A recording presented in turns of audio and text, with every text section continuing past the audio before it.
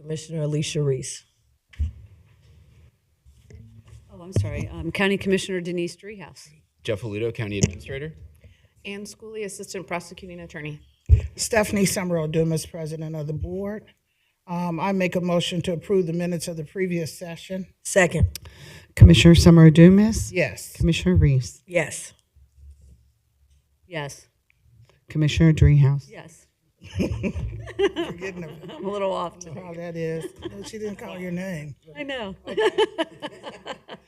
So you have the presentation here. Yeah. And we have a proclamation today to read recognizing January 2026 as Stalking Awareness Month. And is someone here for that, to represent that?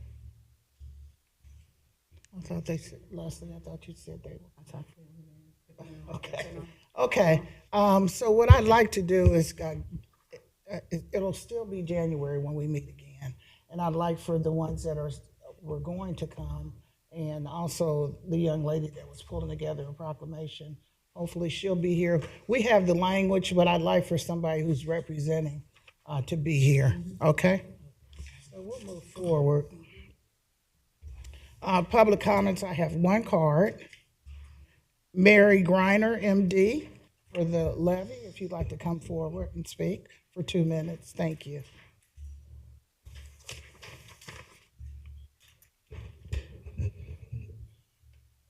Good morning. Good morning.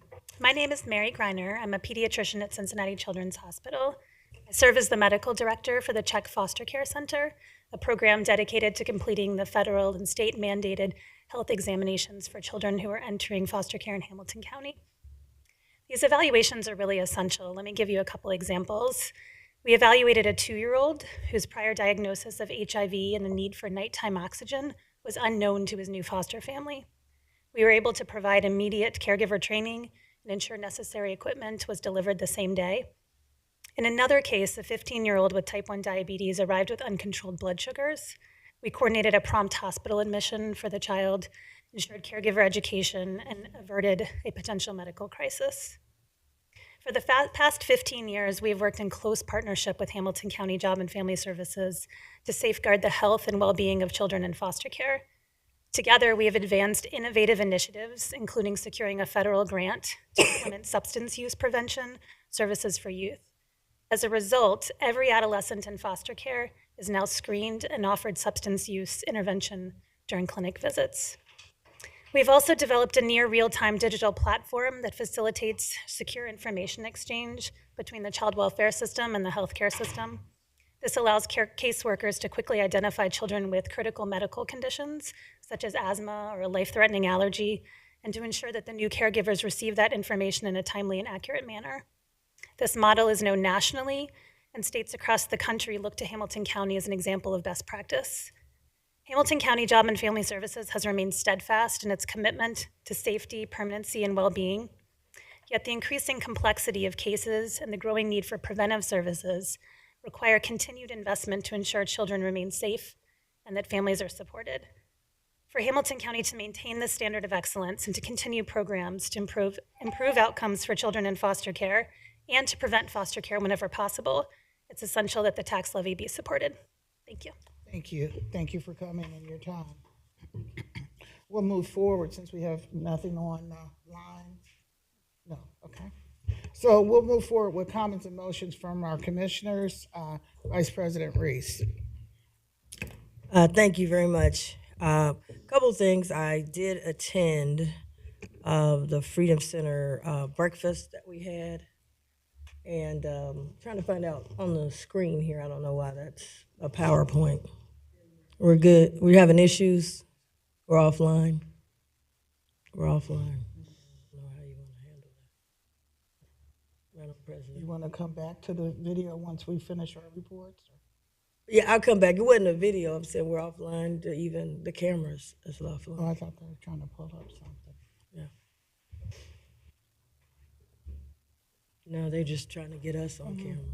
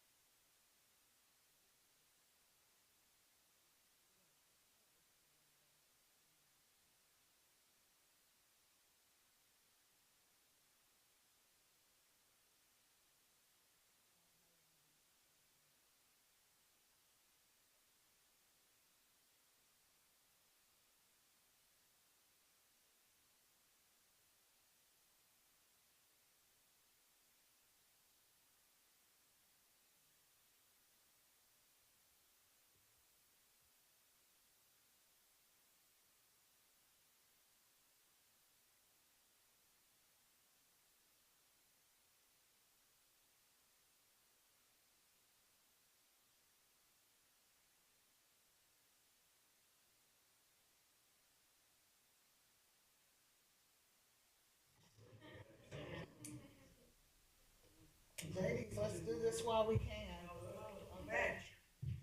We're back. All right. Vice President Reese. Okay. Well, let's get all the way up. There we go. Okay, thank you.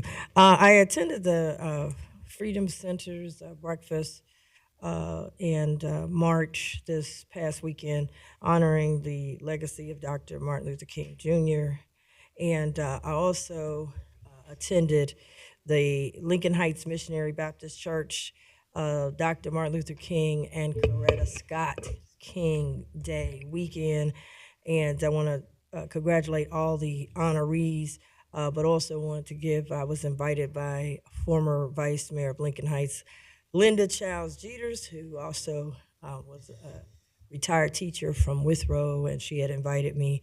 And they had a great celebration there, and under the direction of Pastor Cook and First Lady Cook. And so it was just a great event.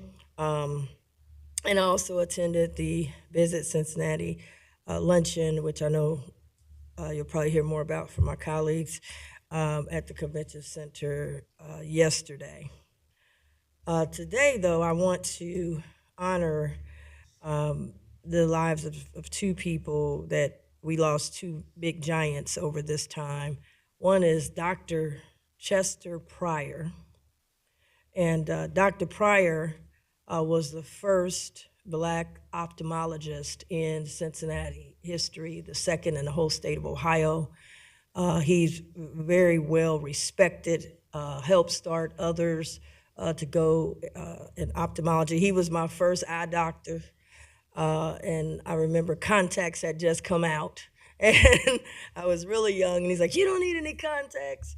And he was just a great person in the community. He has fostered and developed a lot of Black doctors around here, encourage them to go into it, be a mentor to them. He also is heavily involved in the Prince Hall Masonic Order. He is the former Most Worshipful Grand Master of the whole state of Ohio.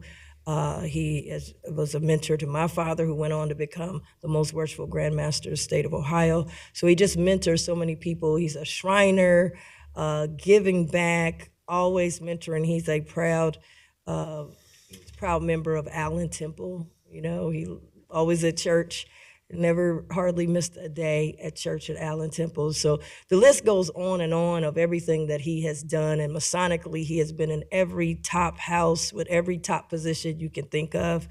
And I'm sure he will have a huge funeral. He's have a 2-day, starting today. There'll be the organizations that he's in will be doing their special funeral arrangements at Allen Temple. And then tomorrow, they will have Friday, tomorrow, they'll have his funeral, starting with visitation at 10 a.m. Get there early, because I'm sure a lot of people will be there. I would be remiss if I didn't say he went to the greatest high school of all time, Withrow High School. And he also is HBCU graduate, Central State, as well as Howard. And he was a captain. He served our country in the U.S. Army. So Dr. Pryor's life is not in vain. He helped so many people, and his legacy will live on. So hopefully people will get out and be able to pay their respects to him. The second person is Betty Daniels Roseman. And we'll do a lot more about her because she was one of my selections for Black History Month, but we lost her. Freedom rider during the 1960s. And I remember sitting with her many times, but at the breakfast, Freedom Center breakfast, she would always be there and sit next to her, and I'm a sponge. Well, I know what I read, but tell me, how was it? How did y'all organize? How did y'all do this? And how did you have the courage? And how did you not give up? And I know she got tired of my questions, because I'm like, give me more, I need more. But to be from right here in our city and be among us, we read about it, she lived it, and we're beneficiaries of her work. That's why she said, you've got to keep fighting. I didn't do this for nothing. So we'll have more about her. She'll be here. Her family will be here for Black History Month, and I was hoping she would be able to hang on with us. But I wanted to acknowledge, because she wasn't able to hang on with us. Her funeral will be Friday, January the 30th, 9 to 10 a.m. will be the visitation. Walker Funeral Home is handling the arrangements, and it'll be at College Hill Presbyterian, and we want to keep the prayers to the family, her daughter Michelle, our grandson, and all of her family in prayer, because this is a huge, major loss for us. Not just their family, but for our county and our country. So I wanted to highlight them as well.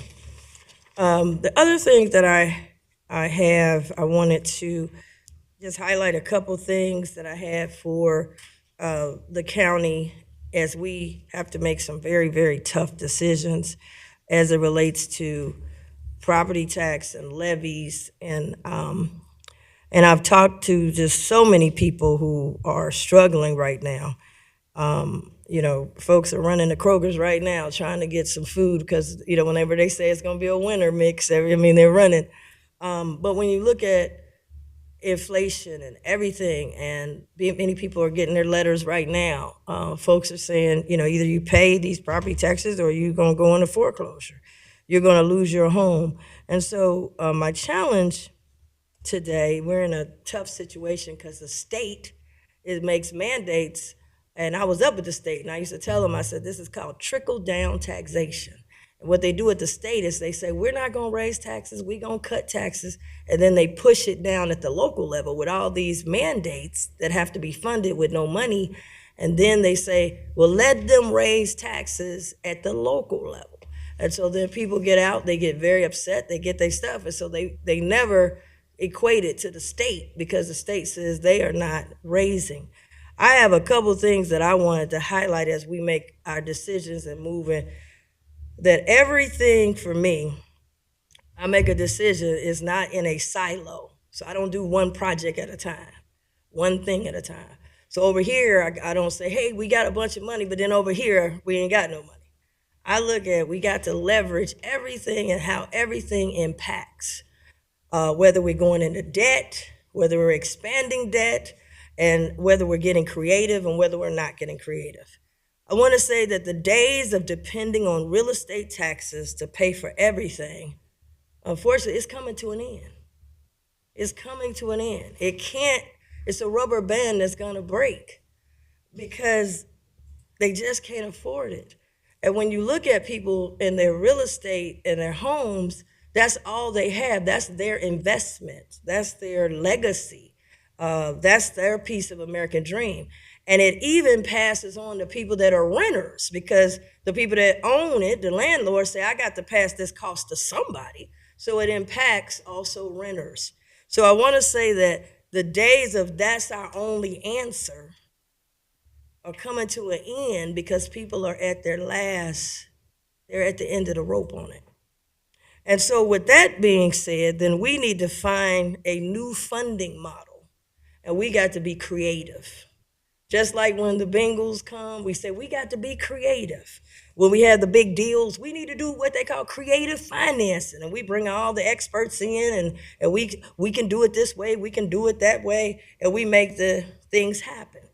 We've got to be just as creative and urgent in a way of funding these very necessary situations.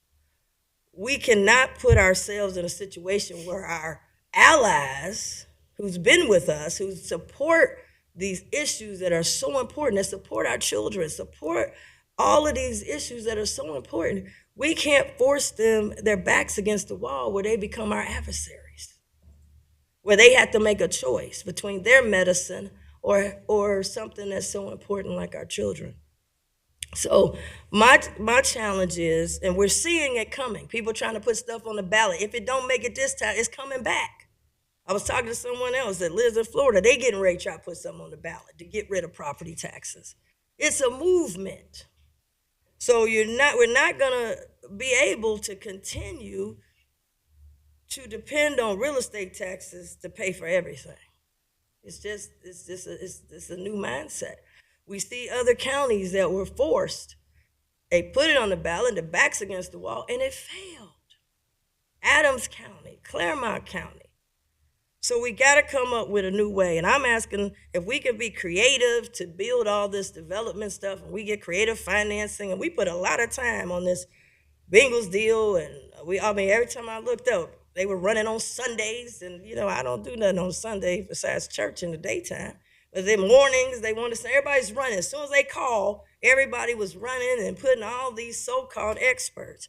And so we got to find a new funding model. Float some bonds. Can we float some bonds? Can it be an opt-in? Some people say, I want to do it. Some people don't want to do it. Can it be some opt-ins? Foundations. We need more. We got people who are gazillionaires, and I see them leaving hundreds of millions of dollars. Can we get something going with foundations? I've also called on, they said the reason we went from, and y'all correct me because this is what you told me, in 2024, we had $100 million in the reserve. That was December of 2024. You had to take, because I've always been asking about it. We get to 2025 December, we're bankrupt. To the people who are out there who are struggling every day, they want to say, well, wait a minute, you went bankrupt just in time to go on the ballot. That's their minds. So I asked the question, how did it happen? How did we get the bleed to get all the way down to this? And the answer that I received, Mr. Ludo, was that we have some providers, not all the providers, but some placement areas who no longer wanted to be in the RFP process. They said, we'll sit back, supply and demand, and you have to place them. And so now we're going to come with an astronomical price. And that, my understanding, based on what I was told, is that why we went from $100 million to being broke. So then, if that is the case, I've asked for the Attorney General and the Governor, because you said this is happening statewide, to come in and investigate price gouging. If we're being price gouged and using our children, using them to price gouge the taxpayers, then we need the Attorney General and the Governor to come in and put a stop to the price gouging. This is unfathomable that they would do that if that is happening. And so I've called on them to get involved. We've got to stop the bleed. Even if we go up, what's saying it's going to stop? Where is the stopping point if it's going to keep bleeding? If they're going to keep being able to charge whatever they want to charge? There has to be something that says that you cannot gouge prices with our children. So I've asked for that. So my goal is we've got to find a new funding way. Maybe there's something, we got these stadiums. Maybe we got to have a big, maybe, if they want to do something, do one of these games that we have. Do a game that's not on the books, and all proceeds go to the children. Do a major, we got all these people with concerts. Do a big concert at Paycor, and all the money goes to the children. We invest in these developments, and they say, and I'm in tourism, so I'm all about tourism, but what I've seen, and I got excited, if you invest in this, they'll bring money in and we can reinvest. The problem has been when we do these tourism projects, the money comes in, but it never cuts the cost for the taxpayers, because we take the money and we put it in some more development. It never goes back to cut cost. I'll give you an example now.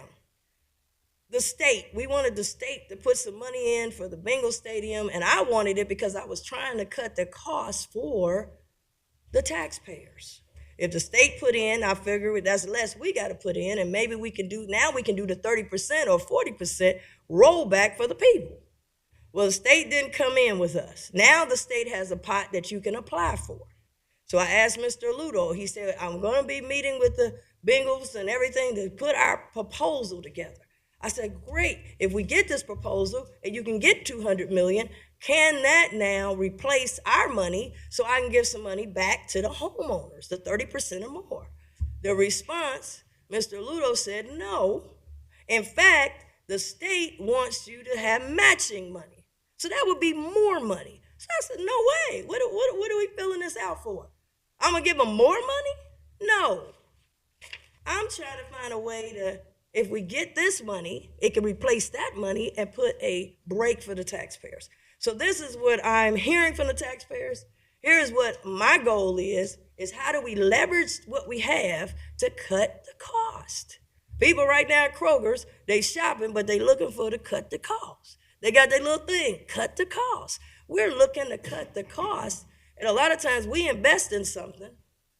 You know, I appreciate it. Oh, it's free down here, and you can come down here and this, but cut the cost. Well, how are what we investing in cuts the cost for the taxpayers? That's what I'm looking for. So as we move toward this, I want to look at everything, but I just want to tell you, based on what I'm hearing from people, as we move forward, because this ain't the only thing, we're going to keep moving. The days of depending on real estate taxes to pay for everything is coming to an end. And we must prepare ourselves to figure out what are some new ways, some new things that we can do. We have an event down here right now, country singing and all that. Where's the money going? In the lease, it said we were supposed to bring in, and maybe Mr. Ludo can talk to this, we were supposed to be able to bring in a person or a company that both entities, us and the Bengals, would agree on. They done already advertised. They ain't thought about us. Ain't came to us. Don't care nothing about us. They only care when we got to pay some money. It's something on this agenda today I'm going to talk about. That everything is a cost. I don't see nothing helping us cut the cost to the taxpayers. Everything we do should be, how does this cut the cost to grandma and granddaddy? How does this cut the cost to the single mom out there? How does this cut the cost to working families? How does this cut the cost to the entrepreneur, the small business? Everything we do, I'm looking to how can we cut the cost? And so that's my thing. Got a big concert going. Country Western, I saw the commercials. I don't even know how we paying for commercials, but the commercial's on. But when we come, is that gonna cut the cost? Taylor Swift, love her to death. But how do we use that to now cut the cost? And that's what I'm looking for. So wanted to put that on the table. I've talked to Mr. Ludo privately, but I wanted to be able to publicly talk about, the answer cannot be, let's just add it to your property taxes. Let's just bill the people. Income tax is getting ready to be looked at the city of Cincinnati. That means your check will be less. So you got the income tax, less money. Now you put up here, you got this, and they put a big thing. We're looking at way more money, all these headlines. And then people get afraid. So I just wanted to say we need to look at a new way. Let's look at, can we float some bonds? We floating it for everything else. Can we do an opt-in? People want to opt in and pay more, they can. Can we do foundations? And then call on the Attorney General and the governor to get involved to stop this price gouging if it's happening like it was reported to us. So those are things that I have for this, because I know this will be coming up, and I wanted to express those are some things I think we should take a look at. Thank you very much. Thank you, Commissioner Dreehouse. Thank you. I just have a couple of things. I too attended the MLK event, the breakfast at the National Underground Freedom Center. I thank the committee for putting that together. It's always a very meaningful event and a reminder and a good way to start the day. And then I went to the Church of the Resurrection in the afternoon to kind of bookend the day. And they too have a wonderful ceremony and recognize a lot of leaders in this community, particularly surrounding the work of Martin Luther King Jr. So I thank them for putting that together. I missed the meeting last week because I was at a conference in D.C. for NACO. As has been stated before, I'm the president of the association this year in Ohio. And I just wanted to relay something that happened at that meeting. I had the opportunity to talk with the intergovernmental relations representative from the Trump administration at a dinner the same night that we had heard that SAMHSA money had been cut, $2 billion had been cut from HHS regarding SAMHSA, and how that relates to Hamilton County is it impacts our drug court. And there was real concern that there would be a significant financial impact to the drug court in a very negative way and restrict the amount of work that we could do there. And so I mentioned to this representative, hey, you know, what was the rationale around cutting $2 billion for these kinds of programs that are working to save lives in our community? And he looked at me and he said, I don't know anything about that. I said, okay, that surprises me. And he said, let me look into it and I will get back to you. I knew I would see him the next day. And he said he would get back to me about it. And I said, that would be great. I didn't know what to anticipate. I don't know this young gentleman. And so the next day he came over and said, I want you to know that funding has been restored. Mm-hmm. And I said, oh.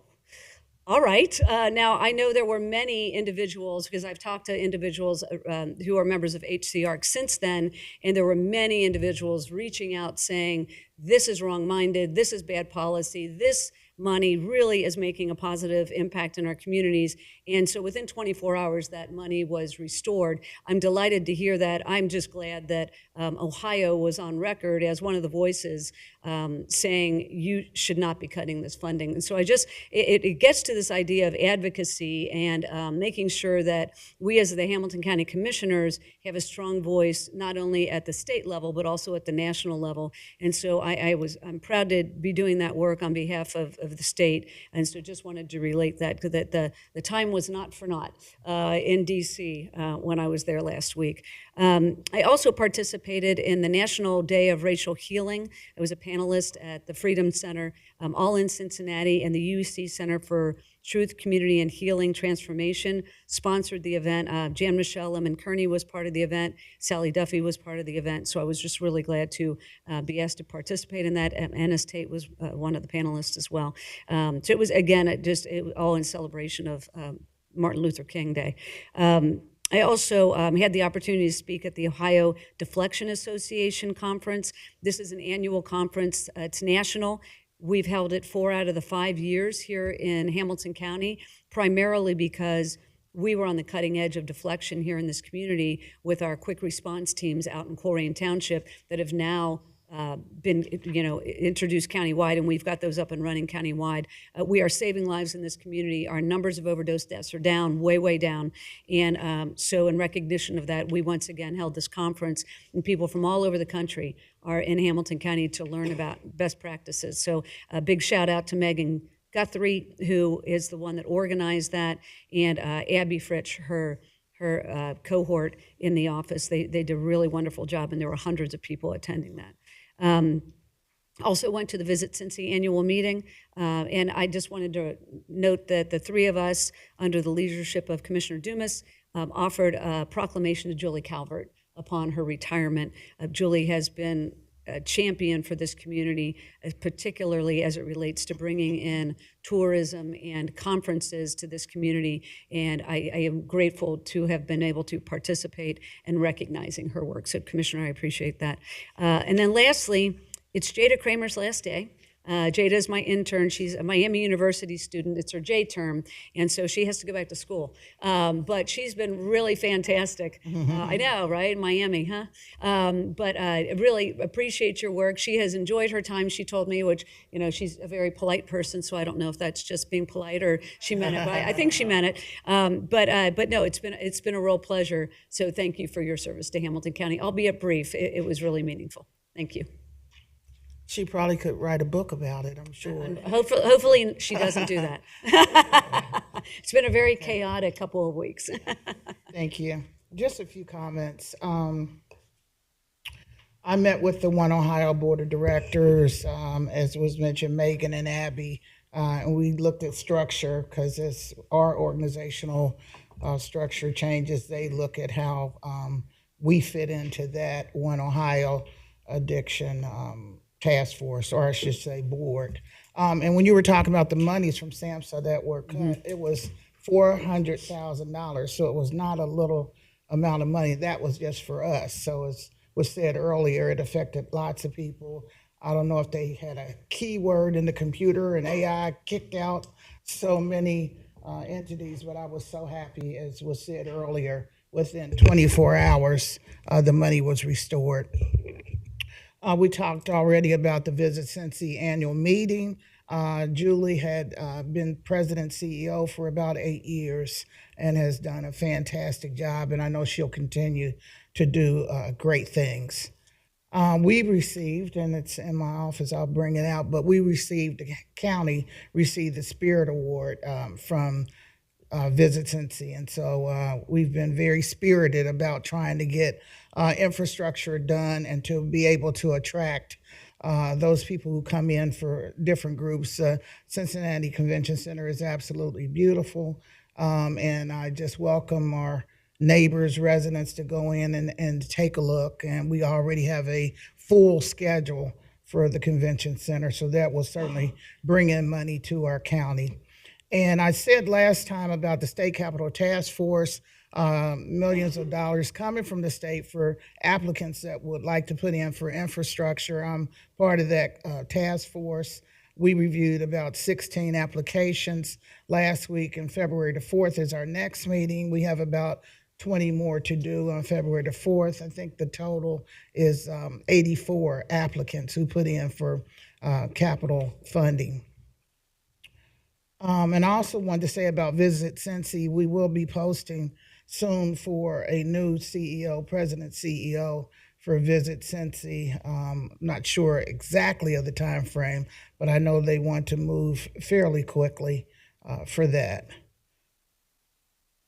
And Jeff, maybe when you give your report, you can talk about the state funding that they've decided to give us from our application.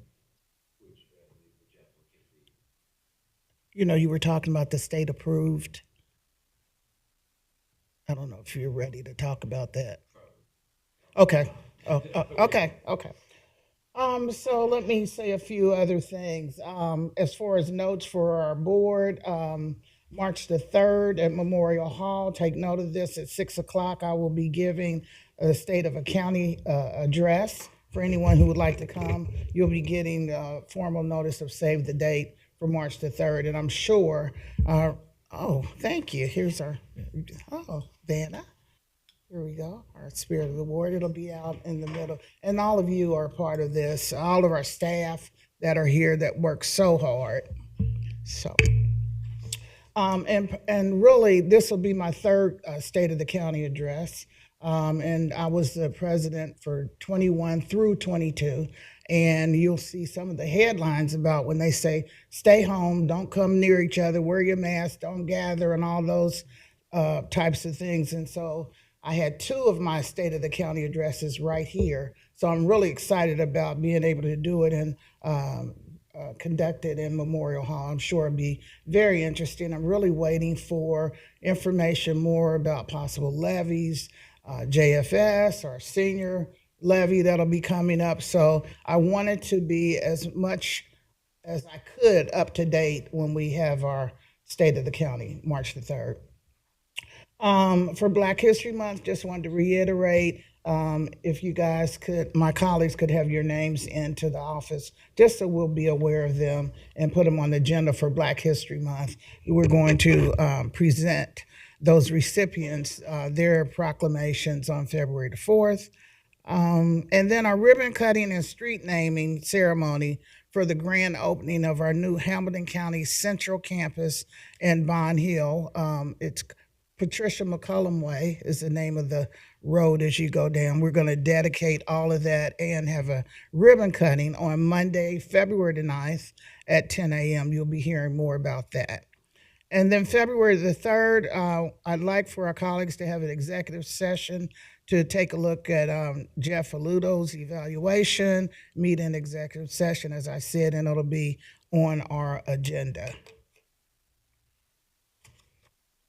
I think that's about it. I just want to just say a few words as we talk about children's service levy and looking at possible reductions. I hate to say cuts because it's like we're cutting people and services may have to be cut, but there may have to be a reduction as we look at the funding and what we have in the JFS budget. So we have to look, it's hard decisions to make. And I'm hoping that people will trust what this board is saying as it relates to the monies that are needed. And I hope that if we have to put it on the levy, May or November, that you will think very hard about the people that you put up here and that the words that we say mean something to you, and not only the words, but the statistics that we give. And I hate that old adage, I can show you better than I can tell you. And what I mean by that, we're hoping that I'm hoping, let me just speak for me, that the community can understand the urgency of making sure that JFS is sustainable. And as we come forward, and as I come forward with what we need to do, it's up to you, the residents, if we put it on the ballot. When we do have to put it on the ballot, that's no question in my mind, that you consider all the, not only comments, but the data that has been presented and make an informed decision. And, if it passes, that would be great. If it doesn't, it will be tragic. It will be tragic. If you look at the numbers, it will be tragic. So that's all I have. Jeff, you have a report and by leave. Yes, Commissioners, thank you. Just real quick, also just want to congratulate Jada. She heads back up to 27, back to the land of the 20-0 Miami Redhawks. So just wanted to throw that out there. Also, Commissioners, as we know, there is some pending weather coming in this weekend. I'm meeting with EMA a little bit later on today. Nick's going to give me a briefing on what we're looking at right now, so I'll keep the board apprised as to what he's hearing, also as it relates to county operations and any implications that we're seeing there. So that's my comments, Commissioners. I do have one by leave on the agenda today. This is by leave number 1, Resolution P024-26, authorizing the disposal and sale of county property at Paycor Stadium. So as part of the renovation process, Commissioners, we're renovating the clubs and suites at Paycor.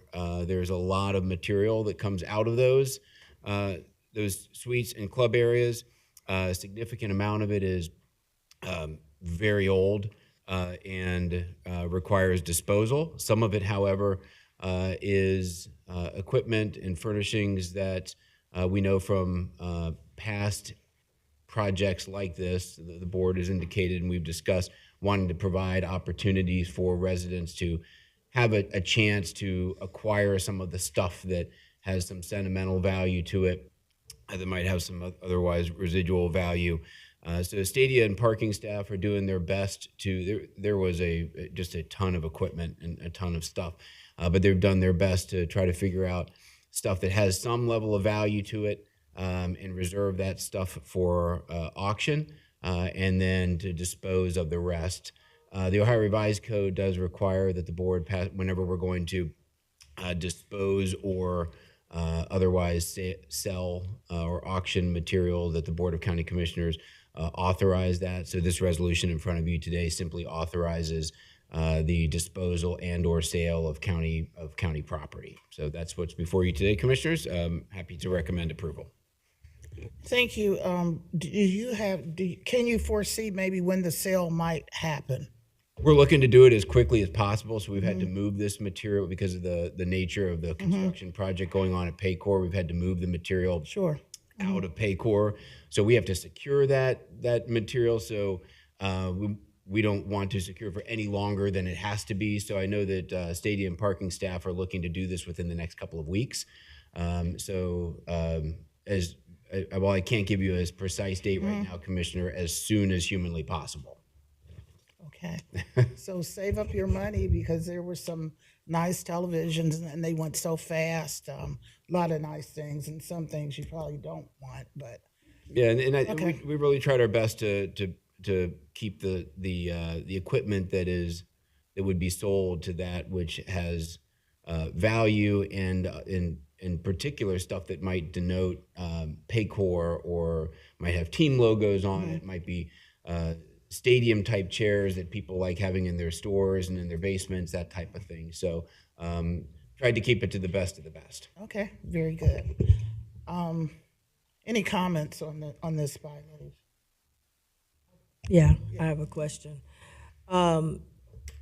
There was the memo, and I want to make sure I understand. I guess I have two questions. One is, there was a cost association with storing this, and I wanted to find out, it went as high as 100,000. That was in the one memo, and then it came down. So, what's the cost implications in terms of us voting on this? Yeah, so well, there's a cost to dispose of the equipment regardless, because if we dispose of it, we've got to pay to dispose of it. But you're correct, Commissioner. We did initially look at what would be the cost if we tried to move and auction all of this equipment that came out, and that the number was we said close to 100,000. It was probably more in the 80,000 range. There was just no way to do it. And not only is there no way to logistically do it, the equipment that we would be moving junk, basically. And so we didn't want to do that. So stadium parking staff went back and looked just at the most valuable of the equipment. So the cost to move that's around $8,000. The trucks that are required to move it. There is a cost to secure it as well, where we brought it. We didn't want to rent a warehouse, so we brought it to a county facility. There's a cost to secure that equipment. We don't quite know yet what that's going to be, just because we're looking to, while right now we want to have some physical security there, people to secure it. The goal is to just secure it physically, so that cost is as minimal as possible. So we took that $100,000 cost and brought that way down. The reason I asked that, this is coming on as a buy leave, and usually those is there an emergency? Because I feel like I got the information kind of late, and then even now we don't really know. It might be 8,000, it might be 80,000. I mean, I would love to, have it. Here's how it's going to be. Here's, how much it's going to cost. And it kind of came to me at, I think we got some more information like 8:00 this morning. Additional, and say, hey, it's going to be on a buy leave. So I'm just trying to figure out the timetable. Is this something it's on the day, because it's got to be, we're going to start doing it this week, and then 8,000 and 80,000 is a big difference. Yeah, and the number is much closer to the former, the 8,000. But the reason it's on the agenda today is the prosecutor's office had indicated that because we are starting to dispose of stuff, and wanted to get those auction plans into place, that the board really should authorize this to happen. The board's not really voting on the cost there, you're just voting on the fact that some of this stuff is going to be disposed of, some of it's going to be auctioned. Okay, because it also says it might not have to come back to us, it would go to you. I mean, I'm just getting like different numbers. Moving service, $10,000. Security, of course, $24,500. Auctioneer, $8,000 plus a 20% commission. It's just, for me, I just would have preferred, and this email came in Thursday, January 22nd, 2026, 9:42 a.m., and our meeting's at 10 a.m. And I just didn't know if this was an emergency, or do we have time to I don't think the chiefs meetings, it was. Yeah, no, not sure. council has advised that the board authorize this so that it can have, we'll continue to work on minimizing the cost as much as possible. We did send the board a report on this a couple weeks ago that outlined the high level cost of it. Right. And we'll continue to work on getting that price down as far as possible, because there's also revenue associated with this too. We just don't know precisely how much. Yeah. So we're trying to balance that to make the net cost as low as humanly possible. Yeah, because I'm starting to see it's a habit when it comes to something at Paycor Stadium. It's last minute.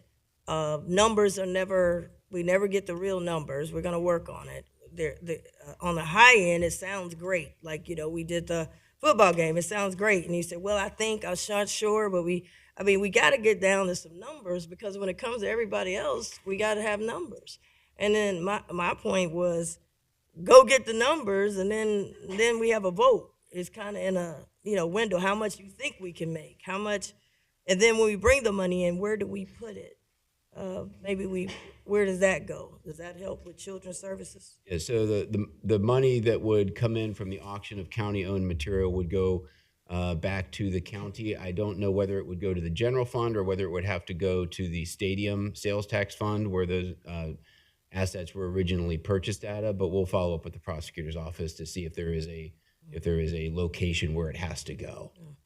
I feel like those are all the answers that should happen before we moved forward with something. But every time we go to them, it's never any money that can help the people. And I understand you got a fund, but it's self-inflicted fund. It's not the state law. We self-restricted it. It's a sales tax. And we decided that we would put a fund just for the stadiums over here, but it doesn't mean that the commission can't overrule it and say we want the money to go to we just over here talking about going up on the real estate taxes. And we're saying we got to do it. It's going to be tragic.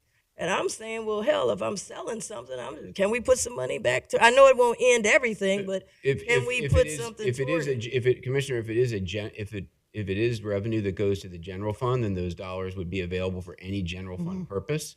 If that constitutes children's services, the board could, at its policy discretion, decide to put those auction proceeds there. Right. We'll the key check on word that. you said, if. If. And I'm just saying, can you give us, before I vote on it, I'd like to know how much, 100,000 was what was sent to me. I didn't come up with that number. 100,000 was what was sent originally. Then it went to, between 8 and 80,000. Then I asked the question, well, can we get the money going back? Maybe it can go to the children's services. Well, if we don't know how much is it going to cost us? We don't know. Wait a minute. All this we don't know, and we running fast. And that's what happens. Every time something's brought, I've been looking at a pattern. I've been watching a pattern. Every time that's brought to us with Paycor is last second. It's got to be done right now. And we never get the numbers. I still ain't got the numbers on that game. I still haven't seen, it says we're gonna, we were advertising, we're gonna be able to, who's gonna book the place. They still ain't came to us. And they advertising concerts right now. It's on TV, selling tickets. And it's got to say, no, hold up. And then I get something at 9:42 a.m. Nobody can bring us hardly anything at 9:42 a.m. Not a regular person, not a regular organization, not at 9:42 a.m. and make the calendar. They told me they got to be on the calendar 24 hours so people know it's on the calendar. 9:42 a.m. And then it's got some maybes, and then you got a bunch of ifs. I'd like to know from the prosecutor's office before I go forward, can it be? And those are the questions that I have. I think Understood. It would be even a smoother, because I'd like to support it. It would be smoother, but we can't just, every time Paycor shows up, we stop the whole county. If they call Sunday morning, you stop what you're doing. We got to run to them. If they call us about this, we got to stop what we're doing and run to them. But the people who run this county ain't getting that same type of treatment. It's 2 or 3 weeks where you can get something moving. We have a agenda meeting that happens every week that talks about the agenda 7 to 14 days ahead of time. So I'm not against it, but I can't support it because 8,000 and 100,000 is a big difference. Can the money go to help with the children's services? We're talking about cutting stuff right now. Can it help to go to that so we can hopefully have a win-win? And then you said we're going to put it in a county facility. And I guess the cost would be that county facility doesn't have security currently. They don't currently have security at that county facility. I don't know which county facility it is, but is that what you're That's recommending? correct. Okay. And to be clear, Commissioners, the initial memo that went out on this did say 100,000, but it also indicated at the time that we expected it to be a fraction of that amount because of the fact that we were going to limit the amount of equipment. So the purpose of the email this morning was just to follow up on that. And I did have conversation with several offices on this that asked about it, was just to make sure the board understood that we were following through on that and that, yes, the cost is significantly less than the maximum that we listed. So it was not meant to be a last-minute surprise to commissioners. It was just meant to follow up on the fact that we had said in our initial memo that went out several weeks ago that we didn't expect it to come close to that $100,000 mark, and we were just letting the board know that that was in fact the case. Okay. Is that it? The buy leave was added today, so that's why I'm asking. And the buy leave was added today at the request of legal counsel that said, as we're starting to move forward on this, the board should authorize at a high level the sale or disposal of equipment. I got you. I guess where I'm at now and what I've been fighting on is one set of rules. We got 2 different talking tracks, 2 different sets of rules. And I'm trying to get us to one set of rules. I'd like to see the money go to help with this children's services. We got some stuff right now we got to try to cut. I would like to see it go there. And if that can't be answered today, I can't go with it today. But if I had more time, then I could have looked into that.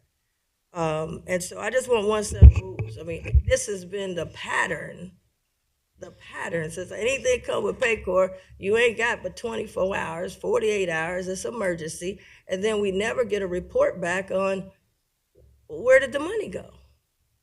How much money did we get and where did it go?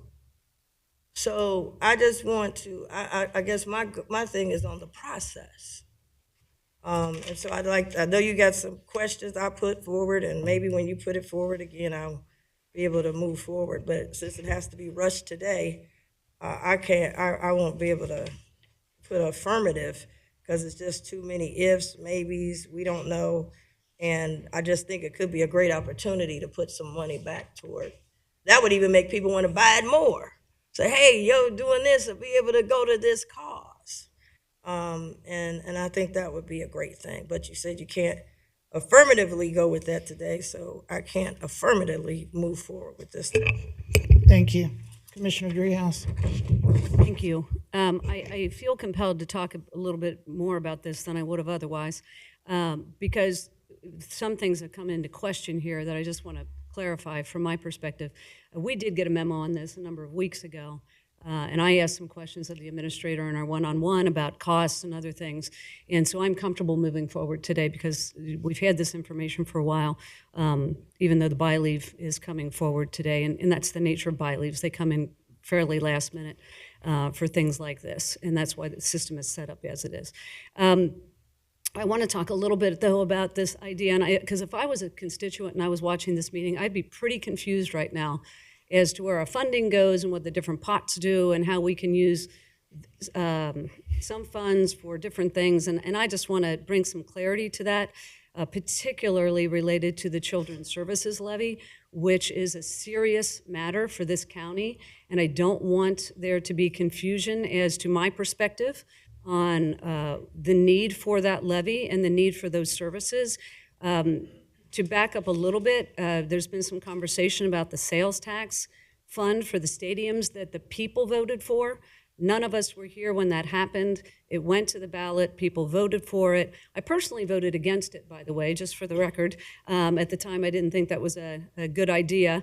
That's neither here nor there. But the people of this county decided to do that. And knowing that once we built those 2 stadiums with that particular funding source, that 0.5 of a sales tax, that we would have to build and maintain 2 stadiums. And the community understood that. And that is what that sales tax is being used for. We have no choice but to maintain the 2 stadiums that the taxpayers decided they wanted to finance. We have no choice. And so that's what that funding is being used for. The other piece of this is that, if it is not good budgeting to use one-time dollars for ongoing expenses. And the Children's Services Levy expenses, as we have heard for the past month now at our public meetings, is increasing dramatically. The number of kids coming into care has gone up, but the real cost driver is the cost of services. And so they've gone up, throughout the country, throughout the state, now throughout Hamilton County. You can't use one-time dollars to address ongoing costs because you run out of money over and over again, right? You can't do that. You have to find, in order to be structurally balanced, you have to find ongoing funding for ongoing needs. And so that is what the conversation around the levy has been. It is a challenging time in this community related to property taxes. We all hear people talking about property taxes. We have been part of the solution through some of the state legislation to hold those costs down and not have the kinds of spikes that we have seen in the past. We have also advocated for more immediate relief to the state. Don't know if they're going to do that, but that is still on the table. But we have a need in this community to keep kids safe. I have a responsibility to keep kids safe. And I take that very seriously, and I am looking at different options, but there's no question in my mind that that is something that we have to address sooner than later, because as we talked about maybe last week or the week before, we're making the cuts. We've already made the cuts. We've had some conversation about those cuts.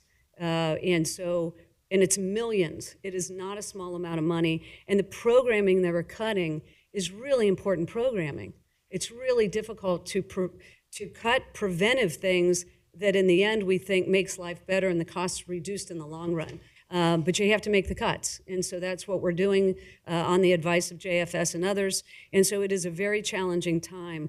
But I don't want there to be confusion, at least from where I sit, that one-time dollars from the sale of some furniture at the stadium would make the difference in the Children's Services Levy. Because that amount of money, and I don't know how much it will be once we have the auction finished out. I'm glad we're making some money to offset the cost of putting these things up for auction, but that it is not adequate to deal with what we're looking at to keep kids safe in this community. So I am ready to support the bylaw. Thank you. Just a couple comments. First of all, Jeff, I want to thank you for taking the $100,000 and reducing it down to possibly $8,000. I thank you for the hard work, not just you, but finance and those that were involved. So, and walking it through. And so I certainly appreciate that. I know we have to pay a cost, to secure the items. I had no idea it would be this big discussion about disposal and sale of county property, but it has been. I think this is a win-win for the people of Hamilton County. They will receive at a minimal cost memorable items from Paycor that they can purchase and have on their own, because those are our taxpayers, so they can actually have something in their home. And then it's also a win because even though we have a cost of securing this property, we still will be able to bring some money back for the people into whichever fund we decide to put it in. So thank you for your hard work and that effort. And at this point, I'd like to make a motion to adopt resolution number PO 24-26, authorizing the disposal and sale of county property at Paycor Stadium. Second. Commissioner Summer Dumas. Yes. Commissioner Dreehouse. Yes. Commissioner Reese. Abstain. Thank you, Commissioners. No further bylaws. Thank you. You'd like to go through our consent agenda? Forgot we had no regular items on the agenda. So I was waiting for Eric Beck to come up. Yes, I'll walk through the consent agenda, Commissioners. Item number 1 on the consent agenda is a resolution amending the grant agreement with the City of Blue Ash. This is extending the TOT grant that we provided Blue Ash for the renovation of Cooper Creek Event Center. Item number 2 are the bid awards and contracts from the purchasing department for December of 2025 in the amount of $634,617. Item number 3 is accepting purchase orders and executing their release for the county. This is in the amount of $7.511 million.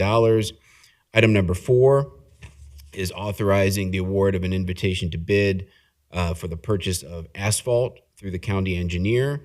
I believe this is to 3 vendors for 2026, $375,000, excuse me.